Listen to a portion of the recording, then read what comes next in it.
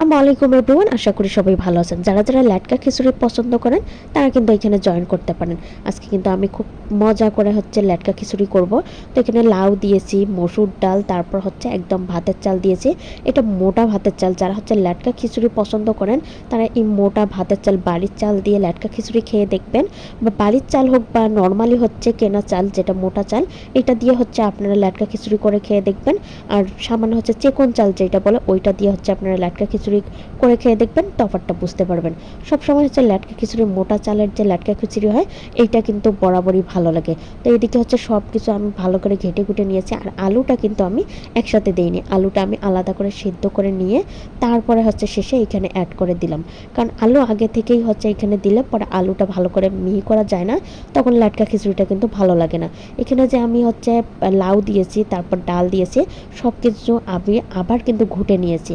আর ল্যাটকা খিচুড়ি সবসময় যেহেতু মোটা চাল দিয়ে করলেই ভালো লাগে, আর এই মোটা চালটা হালকা করে সব কিছু, এই লাউ যা কিছু আছে, আমি কিন্তু ভালো করে একটু ফিনিশ করে নিয়েছি, ঘুটে দিয়েছি। আর যখন ঘুটে দিবেন, চালটা একটু হালকা হালকা ভেঙে যায়, দেখবেন এই ল্যাটকা খিচুড়িটা এতটা ঘনত্ব হয়ে আসে আর এতটা ভালো লাগে। আমি আলাদা করে এখানে রসুন, মরিচ, রসুন আর পেঁয়াজ ভালো করে তেলের মধ্যে দিয়ে এই তো বাগার দিয়ে দিলাম। আর বাগার দেওয়ার পর খিচুড়িটার ফ্লেভারই চেঞ্জ হয়ে যায়, এতটা মজার হয়। আমি অবশ্যই রিকোয়েস্ট করবো একটাবার আপনারা এইভাবে ল্যাটকা খিচুড়ি ট্রাই করে দেখবেন। ল্যাটকা খিচুড়ি করেছি, এইদিকে পটল ভাজি করতেছি।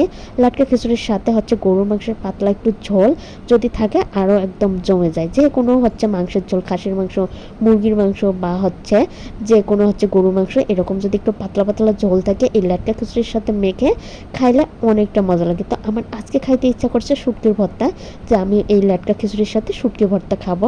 আর মাংসের তরকারি ছিল, তো আমার হাজব্যান্ড তো মাংসের তরকারি তার খুবই পছন্দ।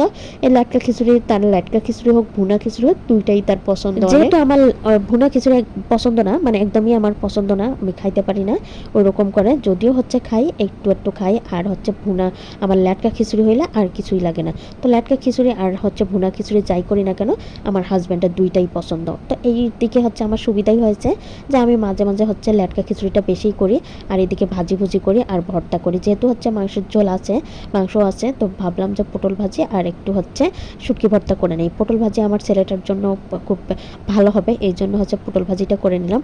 শুটকি ভর্তা আমার জন্য ভালো হবে, আর মাংসের তরকারি আমার হাজব্যান্ডের জন্য ভালো হবে। তো তিনজনের তিন রকমই পছন্দের জিনিস আছে।